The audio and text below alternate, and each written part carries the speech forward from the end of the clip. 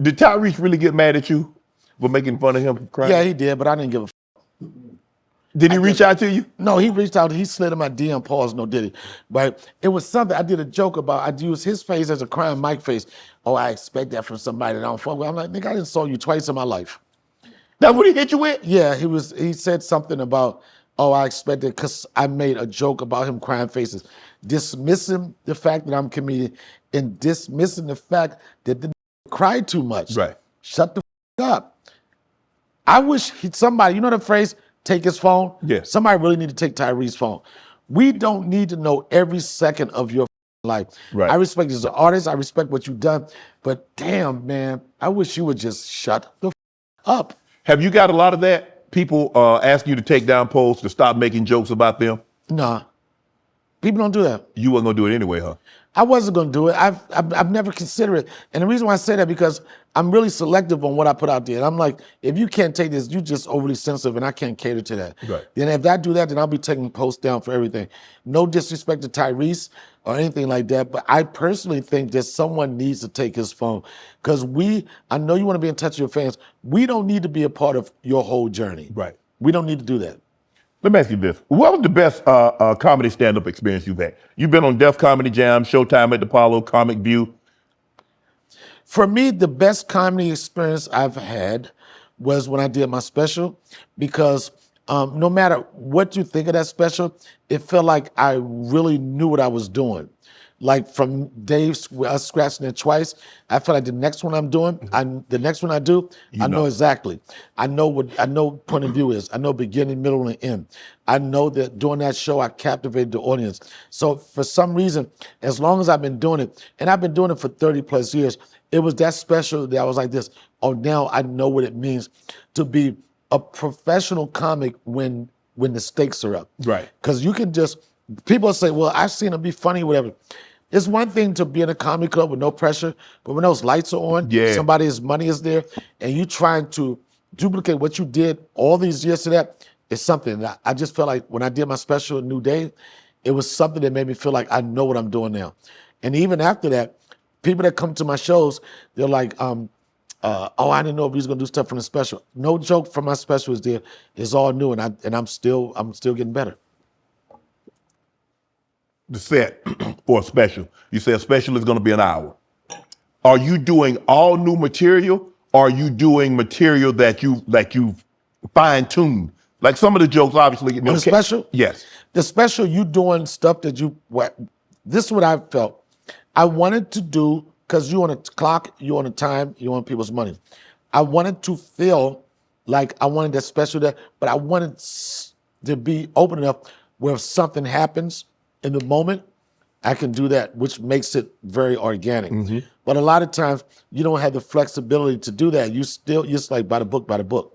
But when I do my shit, even my show today, or whatever you see me, I'll probably 50% of stuff is what I want to do, and I want to keep myself open for what could happen. Right. Yeah. Wow.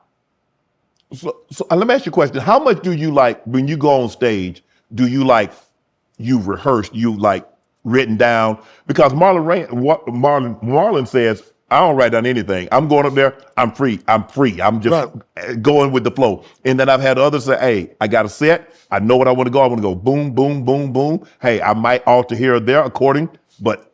I don't have a script, but I do like if it's certain points I want to do. Me, the best sets I've had when I'm working with the emotions I'm dealing with that day, if I'm having some drama, family stuff, whatever, if I can kind of turn that into stand-up. But I'm not, like some people, they are like Chris Rock. Chris Rock he's not going to deviate. I've seen Chris Rock prepare for specials where it's going to be like, blah, blah, blah. He's a professional. He's a professional, and his pen game is crazy. But me, I want to be able to talk about something, but how do I get there? Right. I'm looking at, Jamie Foxx called you a beast. You worked with Chris and Dave on the because you was on at the Hollywood Bowl. You mentioned the Hollywood Bowl. Yes. So were you there when the guy rushed the stage? I wasn't there, and I was a part of that tour. But I had another gig I was doing one of my gigs, and I was the only show during that run that I missed. It's so funny because I was on a flight, and before when I was taking off, somebody said they just attacked Dave on stage, and I was like, oh, like I'm gonna take a parachute and get off and shit, like I'm gonna go save him. But I wasn't at that show. Chris Rock recently ended the Billionaires Private, but once he found out somebody was recording, how serious are you about recording your shows?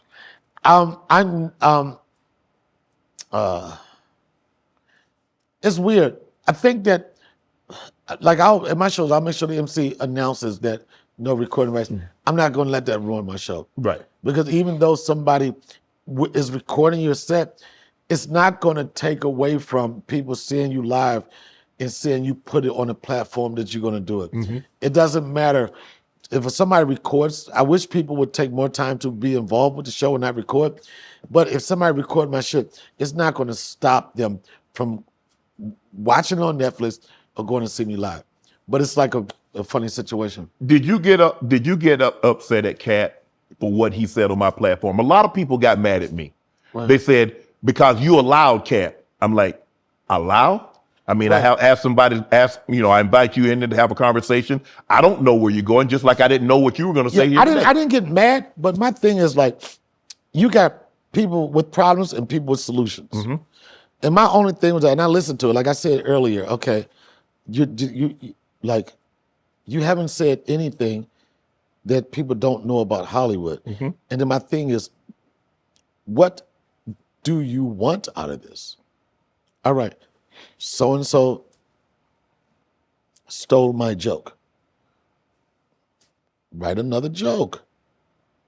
And even when I listen to it, it's so easy. So first off, if a can that easily steal your joke, guess what? It ain't the best joke out there. Mark Carey was upset, like, oh, Steve Harvey did a joke about Halloween. I'm like, who don't got a Halloween costume joke?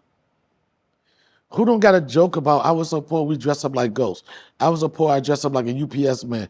Who don't have those jokes?